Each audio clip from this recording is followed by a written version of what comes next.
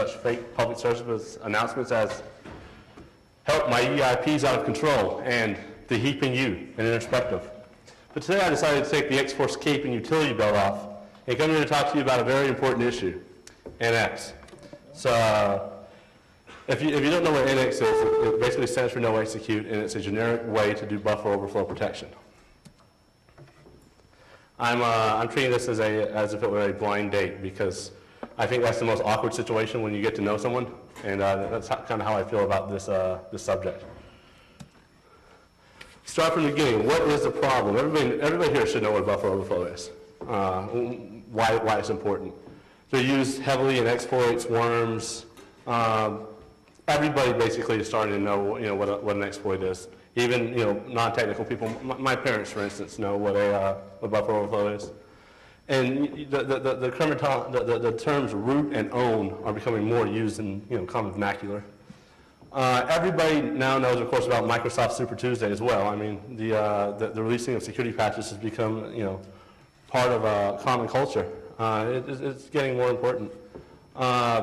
Computer security is no longer a movie subplot. It affects people where it's most noticeable, the wallet.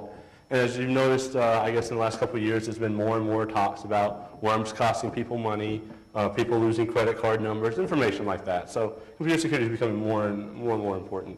For instance, the worm stop ATM machine from working. Everybody remembers that from the Blaster exploit. Was anybody here affected by that? I was. I couldn't get money out of an ATM. That was great. Worms cost up to $50 billion. Somewhere somebody has got to be really proud of that a worm they wrote is costing somebody $50 billion. Of course, that's not a concrete number, but it's still reported. And this is a generic buffer overflow. I thought for the people in the audience that has never seen a buffer overflow, this is the most generic buffer overflow I could come up with. It's a snippet of C code. You take in the command line arguments. You pass the first command line argument directly to a function named Bob. Bob will then start copy that argument directly into a character array that's size of 5, and then print copy done and leave. See, the problem with this is if you send in more, what happens if you send in more than 5 bytes? Well, bad things happen. Things get overwritten, and then the party starts. And this is one of the reasons a lot of work has been done lately to mitigate the coding errors that cause things like that. But this problem is being tackled from another angle as well, which is a hardware base. One of the reasons this happens is hardware allows it to happen. What about buffer overflows are strange? Well, where the code is being executed from is very strange. Normally, readable and executable memory. Writable and executable memory. You don't want to execute code from there. The fact that code is being executed from there is kind of strange. The fact that the return address changes for a stack overflow in the middle of a function call, that's kind of strange. Some of these you're calling strange function calls that this program generally does not need. Basically, there's executable code on a stack or heap. There's a minor exception with that. Dynamically generated code like Java will generally run from heap space, or Packer's copyright protection stuff will do that as well. But these things are all kind of strange, and these are things that hardware makers feel that they can help you mitigate. So that has a problem. That raises the question: is buffer overflows a hardware-software problem? Hardware. A lot of this has to do with the hardware. What is NX? NX is a bit in the page table of certain microprocessors. It's the last bit in the page table. And if it's set to 0, the memory is executable. If it's set to 1, it's not. The page table must be in PAE format. The ability to set read, write, execute page permissions has been around since the 386 chip. It's just been never used. But basically, they've had the ability to stop executable memory, to stop this problem since the 386. But nobody's really been paying attention to those flags. By setting pages that contain no executable code to not executable, code injection exploits like stack or heap-based overflows can be stopped. Intel calls their own version of this XD. It's identical to what AMD is doing, except for the name. You gotta love how different vendors have to have different names for stuff. They just can't call it the same thing. Like the MX and 3D Now stuff from a couple of years ago. Same thing. You may see that NX is referred to as EVP, or Enhanced Virus Protection, in the AMD docs. Where can you get no execute support? Well, basically right now you have to use one of the AMD Athlon or Opteron chips or one of the Intel J-series chips. Is no execute the magic bullet? No execute is not a standalone solution. It requires operating system support, and that should make my phone ring. That should give you a clue right there. It's not the solid solution people think it is. What happens when stuff tries to get executed? Well, the CPU will just generate an exception. It's up to the operating system to handle that exception. Is it evadable or otherwise beatable? I sure hope so. Otherwise, this talk won't be very interesting. What isn't the no execute technology? Although it's called EVP, it really doesn't deal with viruses, just the exploitation vector. And a lot of people have confused, a lot of people have talked about this. Viruses generally don't exploit buffer overflows to spread. Worms more likely do that. Viruses generally, are parasitic and they'll attach in other ways, but the EVP stuff really doesn't do much for viruses. I guess it's just a marketing term because more people know what viruses are. This technology is designed to detect and defeat buffer overflows. If your attack does something other than code injection, there's a great chance it will still work. For instance, one of the best ways to gain unauthorized access to a machine right now is via like a web app security hole. And this actually does absolutely nothing to mitigate that. This only handles memory corruption exploits. There's a lot more attacks than buffer overflows in the world. In fact, there's other things like format string attacks that still work quite well. This is not a wide-scale deployable solution. There are many problems with it. The just-in-time compiler and some copyrighted protection schemes will break if you use this. It's not all that comprehensive. There's basically the biggest problem with most security tools is lack of coverage, and this is no different. The code coverage on this is not very good. What might you confuse with NX technology? One of the reasons I want to do this talk is a lot of people looked at the press that NX got last year, and they didn't quite understand what it was. They didn't quite know what was going on. And even me, as a researcher, had some troubles actually deciphering what exactly NX does, because NX gets rolled into other things like DEP from Microsoft, the data execution protection stuff. So I thought it would be interesting to talk about what it really isn't. Non-executable stack. It sounds very similar, but these are mostly seen on RISC chips that have their own versions of a no-execute bit. Most frequently associated with the set no-exec user stack argument found in the Etsy system file in Solaris. It's not an API hooker. A lot of people target generic buffer overflow solutions as an API hooker. Basically what those do is that they overwrite like a function prologue with a jump into a static analysis engine that would then determine if the call is malicious or not and take effect on that. And this also really isn't a heap or stack canary. Those are stack values that are put at certain locations in the stack or heap, and then check at periodic times to make sure they haven't changed or been overwritten. If all these methods of defeating buffer overflow technologies have flaws, what makes the no-execute technology so much better? Nothing.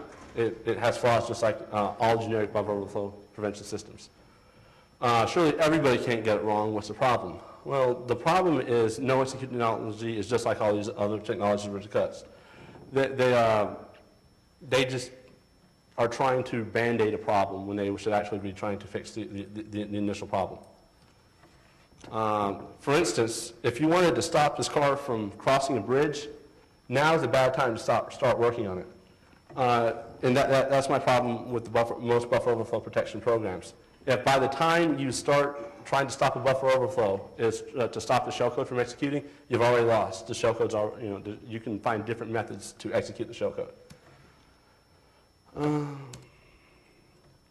Pages and page tables and PTEs, page table entries. What is a page? A fixed amount of virtual memory that can be segmented and used for memory allocations purposes. It's one of the smallest chunks, basically, of memory on the x86 chips. There can be large and small pages. On the x86 chips, the small page is 4K and the large page is around 2 megs. Building blocks for all system memory, you know it. Since it's the smallest block that hardware protection can be applied to, it's a perfect place to implement no execute protection. Pages are either in a committed, reserved, or free state. Virtual alloc and virtual alloc EX are functions used to do commit and reserves manually. Pages can be locked into memory, and pages can be shared between the processes. Virtual memory layout for a process is stored in page tables. These are normally only modifiable by the kernel to keep a process from changing its own layout during runtime. Used for the transition of virtual memory into physical memory. What is a page table entry?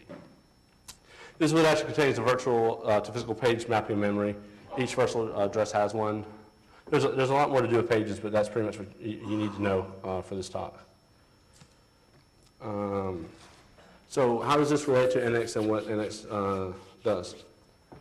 Well, normal x86 PTEs are too small. It's one of the reasons why the hardware-based NX stuff isn't available in anything but 64-bit chips.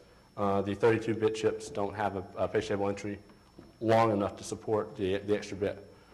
That's why you can use it in 32-bit mode with something called PAE, which is the physical address extension, which basically takes the virtual memory lookups from a double layer to a triple layer lookup, which gives them the ability to have a much larger page table. When the code attempts to execute a page marked no execute, the CPU raises an exception. The error code, or basically how this is handled, is dependent on the operating system. What happens after the exception is raised, OS dependent, the CPU does not enforce the no execute rule directly, which is kind of lame. How does the operating system decide what its code was data to mark properly? The loader. Anybody know what the loader is? It does what it's named. It loads things into memory. It's a binary loader. There's a problem though. Is if the loader doesn't set the execute permissions properly, you really have no protection. I have to digress for a second. Everybody sees the results, but exactly what is a loader and how do you care? Like it implies, it loads things. It takes a binary and creates basically an executable process. On Windows, more than one image type is supported. In fact, on Windows, you can execute OS2 files. That's kind of interesting. POSIX files, Win16 files, MS-DOS, COM, and BAT files. The loader has a specific image to run for each one of these binaries. So basically, when you try to run an application, it's going to look at what type of application it is, to load the appropriate program to take care of it. And it starts a create process. And before we go into that, while going through a lot of NT-OS KRNL code in IDA, I found that I couldn't actually find this on the internet anywhere, and these function prefixes were pretty useful for me. So basically, this is a list of all the internal functions, or all the functions I found basically, and what they mean. The ones that I mostly care about, the MM and MI, memory management, memory internal. So basically, this is how the flow of the loader. Create process is called. That calls create process A, which in turn calls create process internal A, which then calls NT open file, which will open the binary and read it in. Then you call NT create section, which will actually create the sections of memory. NT create section will in turn call MM create section, and it will call a couple of other functions. MI find section will be called, then MI insert section object will be called, then MI create image file map will be called. And one of the last things that MI create image file map will do is a call called MI get image protection. And that's what actually decides what the permissions will be set on the new process. So this means that if you're not using a standard Windows loader to load your binary, then you're not really getting the protection of NX. The initial permissions are not set on the page correctly, NX is useless in Windows. Since the processor does not actually enforce NX all the time, executing code cannot be loaded properly. It basically opens you to buffer overflows. So one of the examples of this, I'd love to do a demo, but the machine I was using got shipped here, and it actually died in transit. So we can't actually do that, but I have pictures. Windows has a Cygwin install. I installed Cygwin on Windows with Service Pack 2. DEP, which is the Microsoft Data Execution Protection, was enabled for all programs. The thing to note is this is a 32-bit version of Windows XP on a 64-bit chip. This is kind of what it looks like when you're setting it up. This is the actual code that I ran. It was pretty much a generic example I showed you earlier. And it will stop it. The funny thing is, if you run the same code basically in Cygwin, Cygwin won't catch it.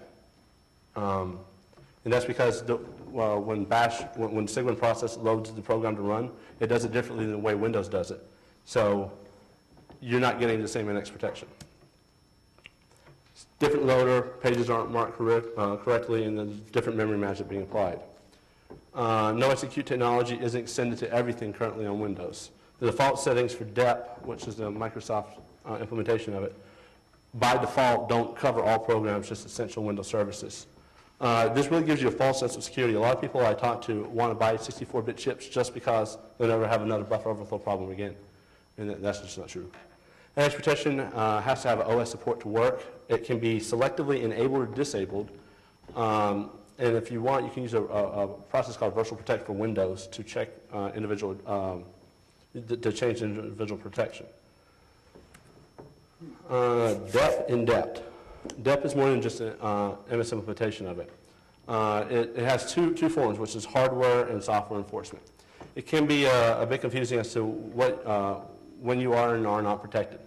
Many features that have hardware protection and say what the OS is running with. You basically have to have PAE, you have to have a no execute enabled chip, you have to set basically a correct flag in the boot options. There's a lot of different things you have to do before you're actually protected. Hardware enforced depth. This is basically what we're mostly discussing. It requires no execute enable on the chip. Protection enforcement is done on a per virtual page process. It protects both 32-bit and 64-bit versions of the OS if the correct chip is used. 32-bit versions of the OS require PAE enabled. Protection is configurable via control panel and boot INI options. Software depth only attempts to detect buffer overflows. It attempts to detect basically stupid SEH tricks. It uses a thing called safe SEH, which is a destructive exception handler stuff. Before any exceptions run, safe SEH tries to make sure that the exception handler is valid. And it does that by trying to make sure it's not in it says not in executable memory, but it's not actually in writable memory. It's processor independent. A lot of popular exploits use SEH tricks to get execution. However, a lot don't. Boot INI, you basically have to have, these are options you can pass in boot INI to set the different options. Opt-in means that cover system binaries only in programs that you specifically define. Opt-out, enable for all processes except for the ones you define. Always on covers everything, always off, turn stuff off completely. Microsoft maintains a list of software that DEP breaks. It breaks Java, most copyright protection tools, a lot of games. Basically, there's an application compatibility toolkit called Disable NX that you can use to test. There's also problems with device drivers. A lot of device drivers will break when you use this because a lot of device drivers use a lot of stack to execute code, and you can't do that anymore. So why is NX bad? Brand new for first time ever released, new O'Day exploitation technique. This is awesome. Return to libc. Has anyone ever seen it? No? Okay, that's great. I'm just kidding. But return to libc is one thing because right now there's not too many things that will do address randomization of DLLs on Windows. Return to libc still works. It's pretty old. It's the best target of return to libc attacks is Virtual Protect. At that point, you can change the permissions on an entire block of memory. They continue as normal. Chaining and return to libc attacks will work. It's complex, it's tedious, it's prone to failure. It's not very portable. Return to libc has a lot of problems. I don't particularly like it. And the biggest problem is it doesn't help with heap overflows. And most of the things that I exploit these days are heap overflows. This is where I would do the demo. Basically, you build a fake stack frame, and you do a return to Virtual Protect, which is going to change all the permissions on the page to writable and executable, and it would add a user. What is the difference? Memory protection change. Well, basically, this is the new stuff. What you can do, there's a couple of different problems with this. For instance, is anybody familiar with copy on write? What a copy on write is? All right, well, basically, DLLs are shared amongst all processes until there's a reason why it should have a localized copy. And once a DLL has its own localized copy, the initial setup protection on it is no longer valid, and everything's back to writable and executable. That's kind of funny. That's one of the ways I was planning on exploiting a heap-based overflow for you. Say again? Should it be copying the NX bit as well when it makes a copy on write? Yes, it should. The other way are a lot of loader stuff we already talked about. is a great, most of this actually isn't all that great without the demos, but the loader stuff is another great way. You can execute code arbitrarily without much problems, as long as it's not loaded by the Win32 loader. Writing code to find the differences. Basically, what you want to do is you want to take a look at what a process a memory map looks like beforehand and afterwards. You can use virtual query to do that. Virtual query is a function call. It's a Windows function call. We'll basically query a memory space and return values to it.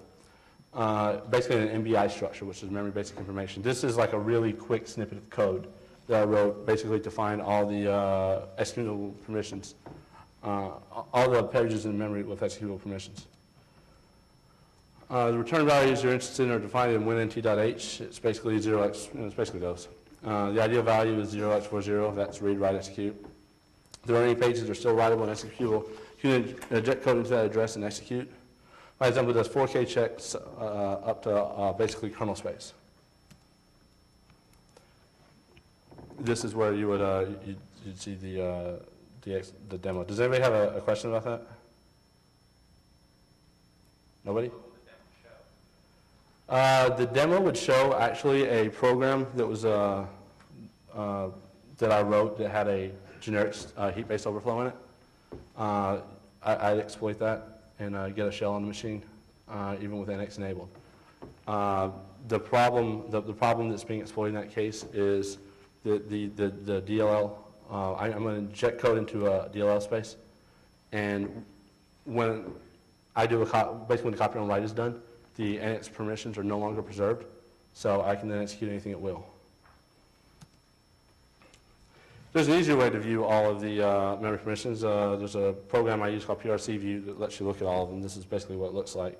As you can see, most of the memory space in this process is read-write only. Down at the bottom, you'll see a lot of execute-write copies. Code coverage, heap tricks, this is what I was just talking about, timing, and execution paths. There's more, we can talk about that later. This is the fake server demo. Linux supports NX. They've supported it since June 2004. Support was written by England Molnar. You may remember him from such as his O1 scheduler. His works on RAID and wacky kernel stuff like kernel drivers that are FTP and HTTP servers. In case of Windows, Linux has prerequisites that you must have coverage for before the support will be active. They have a problem with code coverage as well. Basically, if stuff gets paged out and paged back in with kscand and BD flush, you're going to have problems with the NX stuff. What's needed to make Linux do the no executable dance? You need a CPU that supports NX, BitNX, PTE. You also need to compile it with PTU, GNU stack guard.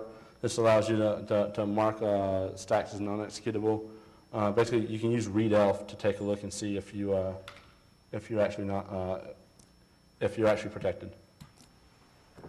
If you're covered, you will see a message in your boot up, NX execute disable protection active. No execute support can be disabled by passing no execute equal off via the command line. This protection is included in most popular distributions. User line versus kernel space. The NX protection provides user line support. Kernel space overflows are also protected against. Many open source tools are not known to follow standards very well. In homegrown or custom built apps, stacks have to manually be marked as non-executable. Things that are dynamically generated at runtime will cause serious problems.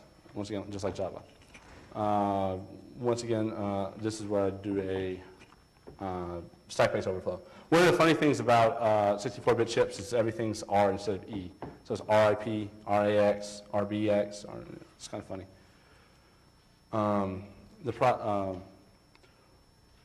And you basically at this point would run through the same thing. You'd use a function call to walk the entire memory map of a process and check what is and what is not marked as non-executable. Return to libc attacks still work on Linux. However, Linux has a lot of address randomization stuff in the libraries. So depending on the distribution, this is a lot less effective. What is actually done when the kernel catches something bad? Well, it'll do a print K, and then it will try to allow, or will try to decide if it should allow or disallow. Where do the page permissions get set? Same place, just like Windows, in the basically in the loader when it gets loaded. How does this affect a heap? Basically, heap-based overflows are kind of funny. Stack-based overflows require basically that once you overflow a stack, you overwrite the return address with the address of something that will basically correspond to something that will give you execution. An example is after you do a stack-based overflow, you want to make EIP return to something generally, I guess, it would translate to jump ESP, which would be FFE4 in opcodes. So once it returns to libc and you hit FFE4, which is jump ESP, it will immediately jump to the stack and start executing your code. Heap overflows are a little bit different. Heap overflows will give you the ability to do an arbitrary overwrite, basically anywhere of 4 bytes. So heap overflows, NX won't actually stop a heap overflow from happening. What it tries to do is stop you from executing code with it. If you intend to do something with a heap overflow, like overwrite the UID of a currently running process or something like that, NX really isn't going to help you much. Dereferencing null pointers are kind of funny because it will cause an exception first. And if you have an exception race, strange things can happen in the Linux kernel. And this is where I would do the demo of owning Linux. I was thinking about this a lot. Things that kernel developers don't think about, but security researchers do. For instance, races for interrupts are one of those. But once again, I have to apologize because the demos aren't working today, but we're going to be releasing a white paper with all this information in it after the show, and it will have more detailed examples of all this. It's not the end all be all security solution. Major compatibility issues with existing code. You got code coverage problems, alternate flows of data. So basically, NX will work if you do something a certain way, and if you do something a different way, it won't work. It only helps with memory corruption bugs. For instance, a format string bug where you want to change your UID won't help you at all with that. Heap overflow where you want to do like a generic override of something, like a 32-bit value, it won't help you with that at all. It should not replace any current security tools, but it's a nice addition. Problem's very complex. The great example I give to people when they try to talk about writing generic buffer overflow solutions is airport metal detectors and fingernail clippers. Why do airport metal detectors trigger on fingernail clippers? Well, of course, they're made of metal, but they're not really that malicious. So why do you care? False positives are a big thing. A patch on top of a Band-Aid outside of a bandage wrapped around a cast is not really a great way to fix a problem. They're just layering instead of starting from scratch. Backward compatibility is a big issue. Can you blame anyone for NX not living up to the hype? It's less about programming errors and more about architecture decisions. There's not been a major redesign of the processor architecture you use for 20 years, and there probably won't be for quite some time. Examples shown are not the only ways to avoid the protection. Adopt a layered approach and don't count on a single security solution. For instance, NX plus libc randomization plus API hooking plus host-based IPS plus network-based IPS. At that point, I feel pretty comfortable that somebody can't compromise easily. More research into trusted OS models. You have to sandbox everything. And whatever the future may bring, I assure you, we're going to keep picking it apart. Now that that's over, and it was really short, because my demos were designed to take up a fair amount of time. One of the interesting things are how actually this stuff gets evaluated by the processor, how processor internals. And there's been a lot of discussion at this conference about proprietary information being released versus public information and things like that. One of the things that people really should take a look at is how this page table enforcement is being done and how it gets randomly, how it will get randomly enforced. For instance, there's some conditions where, for performance reasons, you don't always want to do a check on the page table entry for execute permissions. Things will run slower. And in a business where you have two major companies competing for speed, you know, the slowest one is going to lose. And it doesn't matter if it's less secure, it just matters if it's slower. So that's an interesting thing to take a look at in the future. Are there any questions? Dan Comiskey. How would you redesign NX? Well, I wouldn't redesign NX. NX is basically a Band-Aid for a problem. I would redesign the memory architecture as a whole. to better improve separation, segmentation of data in memory between writable memory, between executable code and data and things like that. Basically, I think you have to go back to the drawing board on some of this stuff. Which, for instance, like the Itanium did a lot of that, but nobody really adopted it. So, Do you think Itanium is a fundamentally more secure architecture?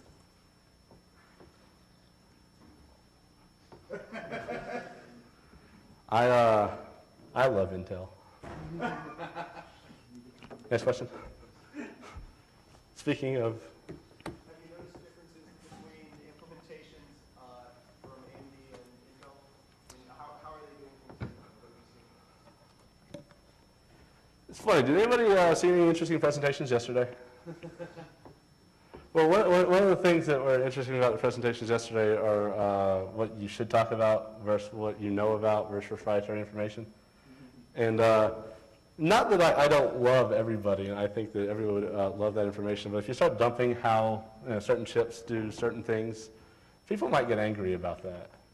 So I would say that fundamentally, from a developer standpoint, XD, the Intel solution, and NX, the AMD solution, are almost virtually identical.